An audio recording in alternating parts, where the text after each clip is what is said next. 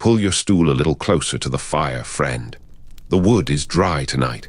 There is plenty of dead beech still on the north side of the trees, and I have had a careful afternoon laying it in. We will be warm. Drink your ale. Listen. I will tell you this evening a story I heard long ago in a small village in the western country, in the high valley between two rivers, where the country turns from the open lowland into the hill country of the marches. The village is called Asherwych. It is a small place. 40 households when the story I am telling begins, perhaps 60 at its end. It is the kind of village that passes through a long history without ever becoming part of it. No battles fought there, no kings born there, no roads that anyone in the great cities would have known the name of. Just a small village in a small valley with a small grey stone church and a small grey stone bell tower beside it, and the small careful lives of the people who lived there for a long time. The story I am telling concerns the bell, or rather, it concerns the people who rang it. The bell of Asherwych was a small bell. It was not the great bronze bell of a cathedral. It was perhaps the size of a man's head, cast in a small bronze foundry in the eastern country and brought west by an older priest 500 years before this story begins. It hung in the small stone tower beside the church. It was rung in the small careful way the village rang its bell for the morning prayers, for the evening prayers, for the deaths of the villagers, for the births of the villagers, for the small festivals of the church year. And it was rung every year on a single specific night, at the moment of midnight, by a single specific person. The night was the 7th night after the longest night of winter. Counting the longest night as the first, you would count 7 nights forward, and the 7th night was the night the bell was rung. By our reckoning of months, this would put the night between the 27th and the 28th of December, the deep cold of midwinter, after the festivals of the longer night had passed, and the village had settled into the long, dark stretch of January.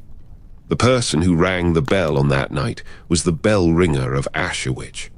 The role was hereditary.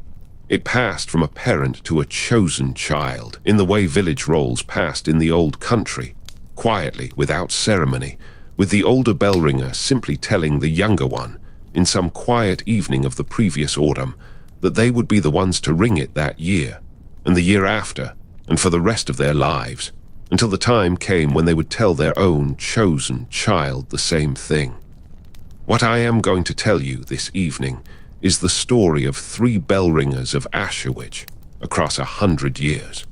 The grandfather, the daughter, and the grandson, each of them in their own way, each of them with their own quiet question on the long walk up to the bell tower in the deep cold of the 7th night. The first of them was Edric Bellringer. He was, when this story begins, 63 years old. He had been ringing the bell on the 7th night for 41 years. He had taken the role from his grandfather, not his father, who had died young in some accident with a horse when Edric was a boy, but his grandfather, an old man named Wulfstan, who had been the bell ringer for 50 years before him. Wulfstan had taught Edric the small careful sequence of the night when Edric had been 22, taken him up to the bell tower in the deep cold of the 7th night, walked him through the steps, and then told him that he would be doing it for the rest of his life. The sequence was simple. The bell ringer went, alone, to the bell tower at half an hour before midnight. They climbed the small worn stone stair to the bell. They lit a small oil lamp at the top, a small careful lamp dim, just enough to see. They sat with the bell in the quiet of the cold tower for the half hour before midnight. At exactly the moment of midnight, they rang the bell once, just once. A single careful, clear stroke. They stayed in the tower for another quarter hour after the bell. Then they extinguished the lamp, walked down the stair, locked the small wooden door of the tower behind them, and walked home through the cold village to their bed. That was it. That was the whole sequence. One single careful stroke of the bell at midnight on the 7th night. Why? Wulfstan had told Edric, on the night he taught him, the only thing he himself had been told about why. He had said, "It is to keep them out, boy. It is to remind them we are still here. They do not come for villages that ring the bell on the 7th night. Edric had asked, in the way of a young man being told something old. Who, grandfather? Wulfstan had said, the ones who come, in the cold, on the long nights. The ones who would come if we did not ring the bell. Edric had asked, have you ever seen them, grandfather? Wulfstan had said, no, because we ring the bell, that is the point. The villages that ring the bell do not see them. The villages that start ringing the bell, those are the ones I do not want to talk about. Edric had not pressed him. He had been 22. He had been a careful young man who took such things seriously when an old man he respected told them seriously. He had rung the bell that year, and the year after, and the year after that, and so on for 41 years. In all those years, no harm had come to Asherwych on the 7th night or on any other night. The village had not been raided. The crops had not failed in any unusual way. The plague that had passed through the eastern villages in Edric's middle years had not crossed the river to Asherwych. The cattle had grown old and died in the careful way cattle did. The children had grown up and had children of their own, and grown old and died in the careful way of small village life. Nothing had happened in any of those 41 years to make Edric think the bell mattered. And nothing had happened in any of those 41 years to make Edric think it didn't. He had simply rung the bell. The 7th night I am going to tell you about, when Edric was 63, was a cold one. The deep cold of late December had set in early that year. The snow had been on the ground since the beginning of December, and the small lane that led from Edric's small house at the eastern end of the village up to the bell tower at the center had been kept clear by the children and the youngest men of the village. In the small, careful way, the village kept its lanes clear. Shovels, brooms, the patient daily work of a place that did its work because the work needed doing. Let me pause a moment, friend. Are you still with me? Good. Pull your blanket a little closer if you can. The fire is good for some hours yet. I will go on. Edric had walked up the lane on the 7th night that year, in the deep cold of the half hour before midnight, in the way he had walked it for 41 years. He had been wearing his heavy dark wool cloak, a wool hood over his ears, his oldest leather boots, and the small leather pouch at his belt that held the matches and the small key to the tower door. He had walked slowly. He had been 63. The cold was harder on him than it had been when he was younger. He had reached the small wooden door of the tower. He had unlocked it. He had stepped inside, into the still cold of the tower's ground floor. He had climbed the worn stone stair, 60 steps, narrow, winding around the central post of the tower to the small landing where the bell hung. He had lit the small oil lamp on the small wooden bench beside the bell. He had sat down on the bench. He had waited. The waiting was the longest part. The half hour in the cold quiet of the tower, with the small lamp throwing its small warm light on the worn stone walls and the dark hanging mass of the bell, was the part that had stayed with Edric over 41 years. It was, in some way he had never quite been able to put into words, a kind of yearly conversation he had with himself, about whether the work he was doing mattered, about whether his grandfather had been right, about whether anyone else in the village would have rung the bell that year if he had failed to. He had thought about these things in different ways in different years. In some years he had been certain that the bell mattered. In other years he had been certain that it didn't. Most years he had been somewhere in the middle and had rung the bell anyway because it was what he did.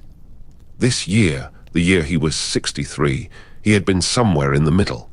He had thought, sitting on the small wooden bench in the cold quiet of the tower, that he would need in the next year or two to choose his own bell ringer. His daughter Hild was 33.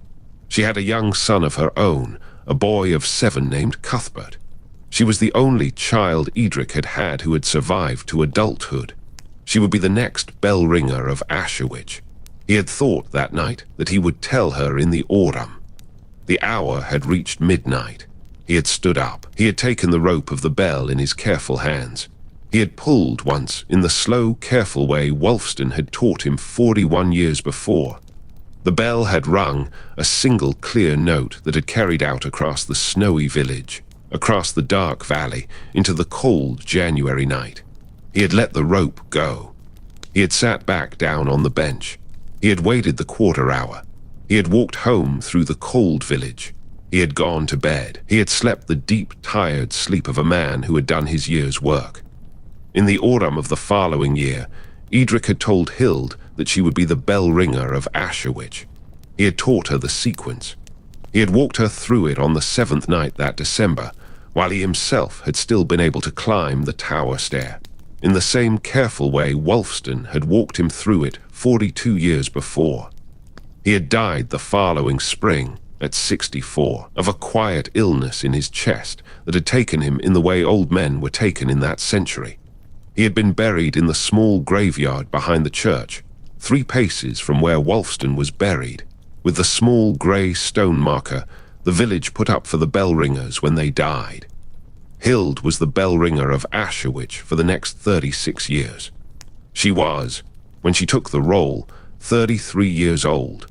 Her husband was a careful, kind blacksmith named Aylmer who had, by his own quiet inclination, never asked her about the 7th night business, partly because the bell ringer business was understood in the village to be a thing the bell ringer did alone, and partly because Aylmer was the sort of man who let his wife have her own private things.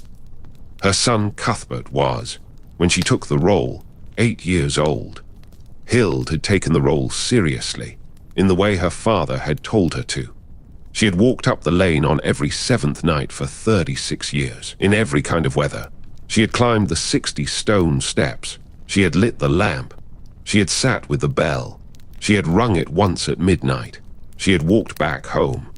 But somewhere in the middle of those 36 years, Hild had quietly stopped believing in the reason for it. It had not been a sudden thing.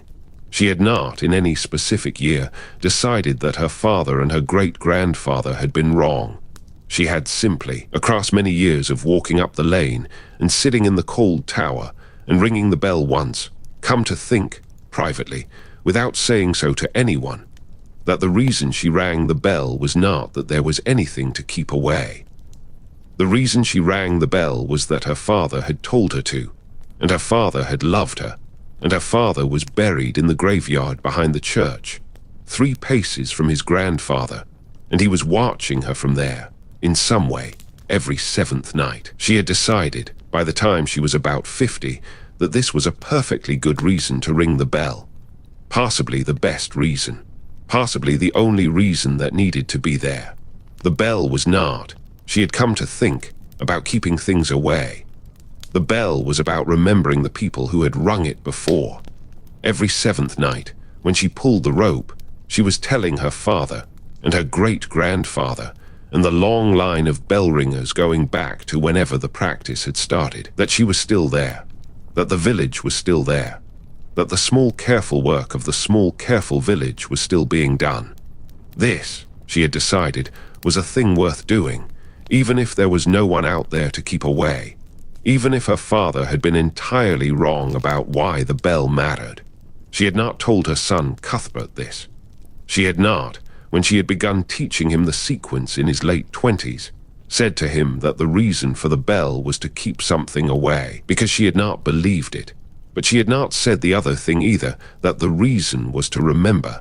She had simply taught him the sequence and let him work out his own reason, in the way her father had let her work out hers. Let me stop here, traveler, just for a breath. The next part of the story is the longer part, and I do not want you to lose the thread. Are you warm enough? The fire is good. We are in no hurry. Cuthbert was the bell ringer of Asherwych for 16 years. He took the role from Hild when he was 32. He was a careful, steady man, like his grandfather had been, with a wife named Aelfron and 2 children, a daughter Sungafu and a son Tomas. He rang the bell every 7th night for those 16 years in the way his mother had taught him. He never spoke to anyone, that anyone in the village ever recorded, about why he rang it. He died young, at 48, of a fall from the roof of the village church when the church's roof was being repaired, and Cuthbert had volunteered, in the small, careful village way of doing such things, to help the men working on it. He had been a careful man. The fall had been a small accident, a loose tile, an unlucky moment. He had died 3 days later from the broken bones. He had not been able, before he died, to teach his children the bell ringer's sequence. Hild had still been alive then. She had been 69. She had been retired from the role for 16 years. She was, in the careful estimation of the village, the most senior of the previous bell ringers, and the one who would naturally have stepped back into the role for the years between Cuthbert's death and the next child being old enough to take it on.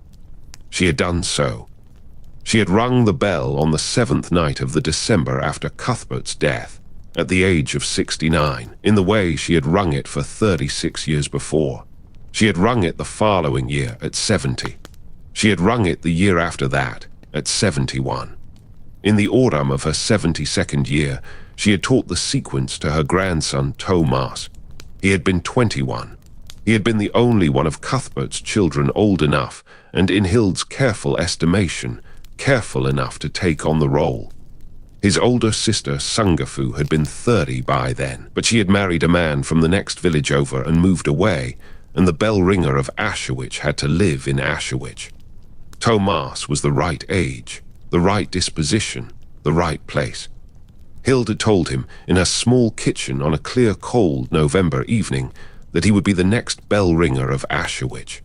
She had taught him the sequence on the 7th night that December, walked him up the lane, walked him up the stair, sat with him on the bench, rung the bell at midnight, walked him back down. She had told him only what she had been told by her father, and what her father had been told by his grandfather, that the bell was rung to keep something away. She had not told him the other thing, what she had come to believe herself, about what the bell really did. She had thought, on the walk back down the stair, that she would tell him in a year or two, when he had had a chance to feel the weight of the role himself. She had died the following spring. He had not told him. He had taken the role at 21, with only the older reason in his head. Thomas was, in the way of younger men in any century, both careful and not careful. He had taken the role from his grandmother seriously. He had walked up the lane on every 7th night for the next 8 years, in every kind of weather. He had climbed the 60 stone steps. He had lit the lamp. He had sat with the bell. He had rung it once at midnight. But he had also been, across those 8 years, the first bell ringer of Asherwych in 3 generations to think, actively, with effort, about whether the practice should continue. He had been 29 when he had begun seriously asking himself the question. He had asked it partly because he was a young man of the kind that asked such questions in the period this story tells. The country was changing. The old practices of the small villages, the bell on the 7th night, the bowl of milk on the doorstep, the careful avoidance of the Western Road on certain feast days, were being talked about in the towns and the larger villages as old superstitions. Thomas had been to the market town 3 times that year. He had heard the priests of the larger churches there talking, in their careful way, about the old village practices. He had heard the merchants talking about them. He had heard, in the careful private way young men hear such things, that the old practices were not what they had been. He had asked himself, on the long walk up the lane on the 7th night of his 29th year, whether the bell mattered. He had thought about it, as Edric had thought about it 60 years before, sitting on the small wooden bench in the cold quiet of the tower.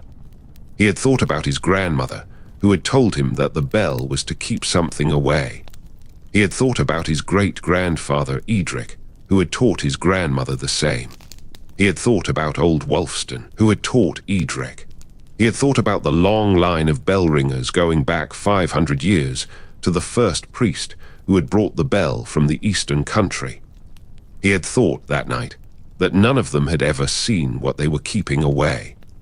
He had thought that the simplest explanation for why no harm had come to Asherwych on the 7th night in 500 years was that there was nothing out there to keep away in the first place. 500 years of a careful village ringing a careful bell to ward off something that did not exist. He had not stopped ringing the bell that year. He had rung it. But he had thought, walking back down the lane in the cold dark, that the next year he might not. Forgive me, friend. The story is long. I am at the part now where the young man considers what his grandmother and his great-grandfather did and decides whether to continue. I will tell it slowly. Pull your blanket up. The fire is good. I will go on. The next year had come. Thomas had been 30. He had married in the spring a careful, kind woman named Edith from the next village over. She had moved to Asherwych. They had been expecting their first child in February. The 7th night of December that year had been a particularly cold one. The snow had been deep. The wind had been from the north for 3 days, and the village had been quiet, withdrawn into itself, with the small careful conservation of a deep midwinter cold. Thomas had walked out to the bell tower at the half-hour before midnight, in the way he always did. He had been wearing his heavy dark wool cloak, his hood over his ears, the small leather pouch at his belt with the matches and the key. He had reached the small wooden door of the tower. He had stopped. He had stood there for some minutes, in the deep cold, with his hand on the small iron ring of the door, but not turning it. He had thought, in the few minutes he had stood there, that this was the year he would not ring the bell. He had thought it carefully. He had not, in those few minutes, been angry or rebellious or afraid. He had been thoughtful, the careful thoughtfulness of a young man who had been trying to think clearly about an old practice for a year, and had decided, on this specific night in this specific cold, that he would test the question. If he did not ring the bell, and no harm came to Asherwych, then he would have his answer. The bell did not matter. The 500 years had been 500 years of careful ringing for nothing. The next year he would not ring it either, and the year after that, and Asherwych would, slowly, give up the practice in the way the larger villages were giving up their old practices, and the world would move on, and the small careful work of the small careful bell would become the small careful detail of an old story that nobody told anymore. If he did not ring the bell, and harm did come, then he would have the other answer. He would know. He would, the year after, ring it again with full belief for the rest of his life. He had stood there at the door for perhaps a quarter of an hour, thinking it through in the deep cold. He had been very cold by the end. He had decided by the end that he would not ring the bell.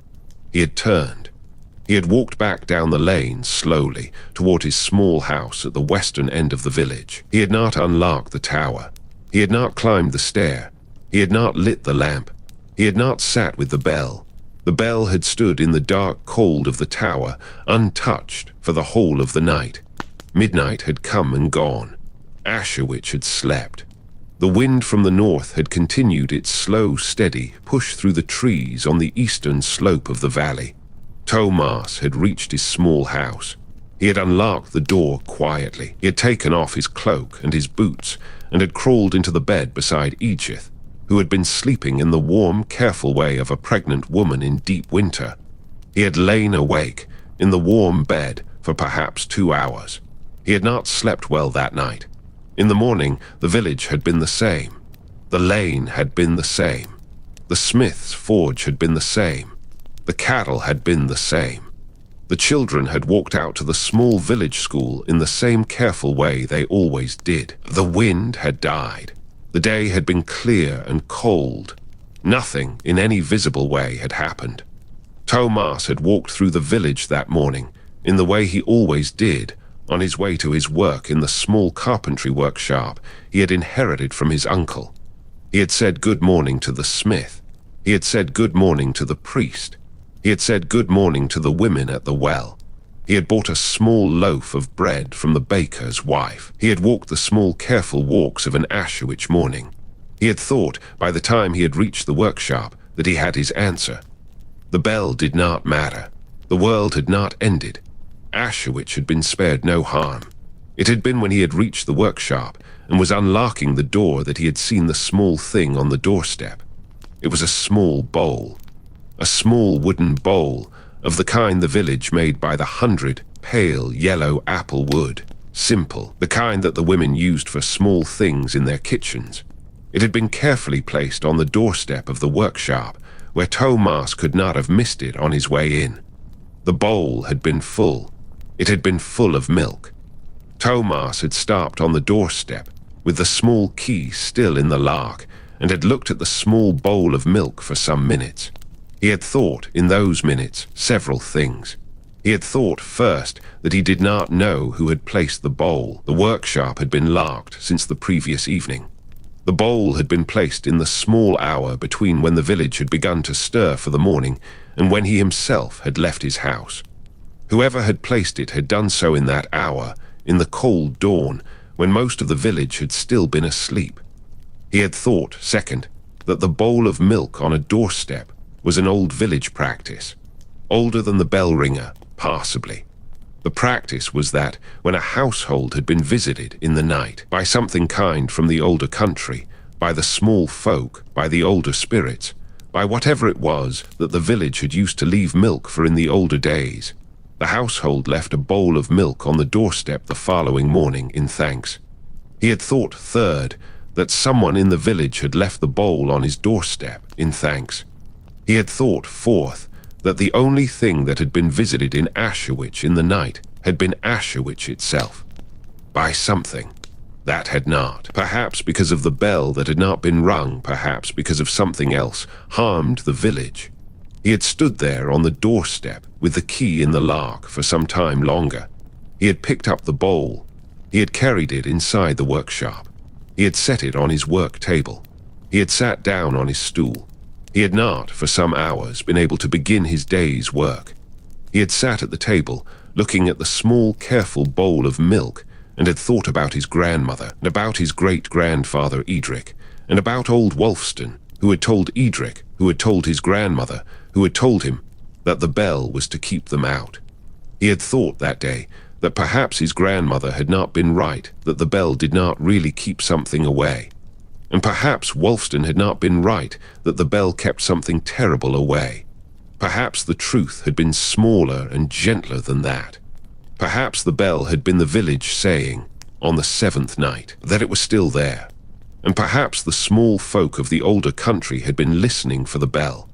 And perhaps when the bell had not rung, that year, they had come, in the careful kind way of the old country, to see what had happened, and had found that the village was still there, and still doing well, and that the bell ringer himself was in his bed beside his pregnant wife, sleeping in the warm, careful way of a young man who had been thinking too hard, and had decided, in their old kind way, to leave a small, careful bowl of milk on the workshop doorstep, in the way the village had once left bowls of milk for them.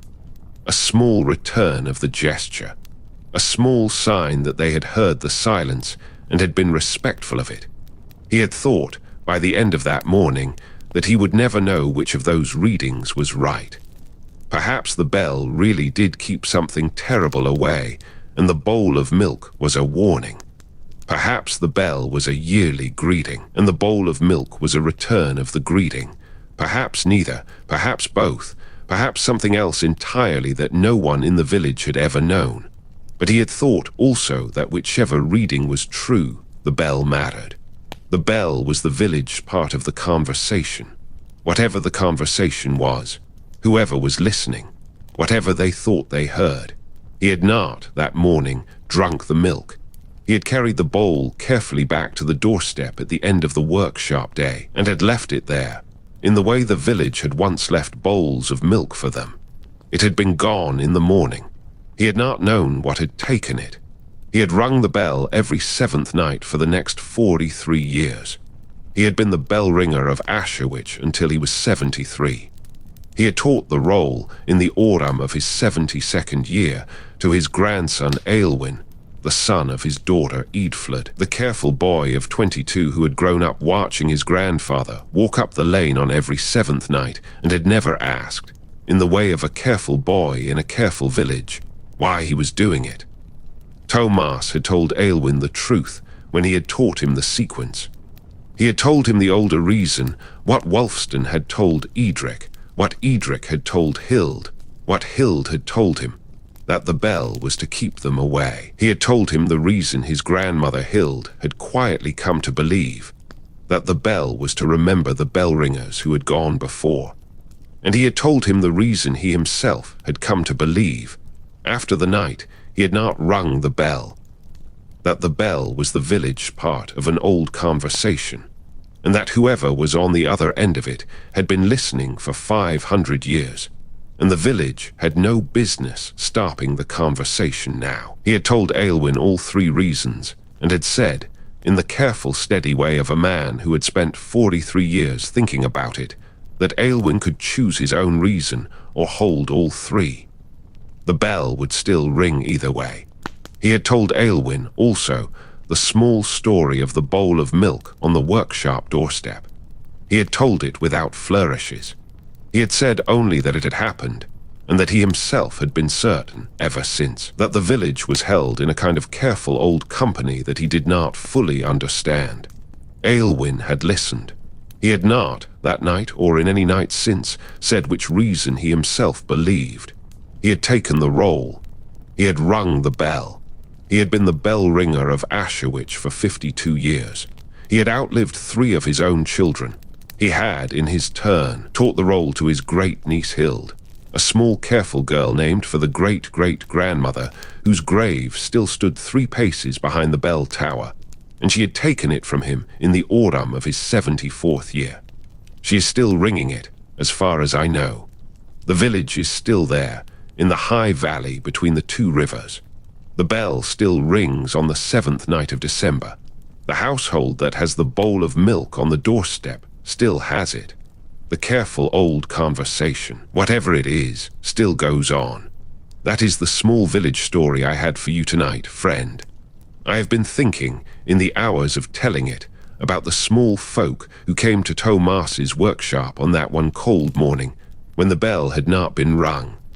About what they were, about what they wanted, about whether they were the same things Wulfstan had spoken of to Edric on the cold nights 60 years before, the things that come in the cold, on the long nights, that do not come for villages that ring the bell, about whether the small folk and the cold things were the same things seen from different sides of the long old conversation, about whether the careful kind bowl of milk and the careful watchful bell with the same gesture in 2 directions. I do not know, friend. I have heard many such stories on many such roads. I think that the kind ones and the cold ones are perhaps not as different as the villages have always told themselves. I think that what matters is that the village rings the bell and leaves the milk and keeps its part of the conversation going. Whatever the conversation is, whoever is listening, the fire is good for some hours yet. The wood is dry. The wind has not come up. Sleep, friend, I will keep the watch. Good night.